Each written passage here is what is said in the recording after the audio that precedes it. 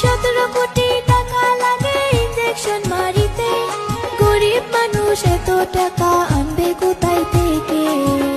তাই তো অসহায় হইয়া গো তারা দর্শকের কাছে হাত পাচ্ছে, অসহায় হইয়া গো তারা।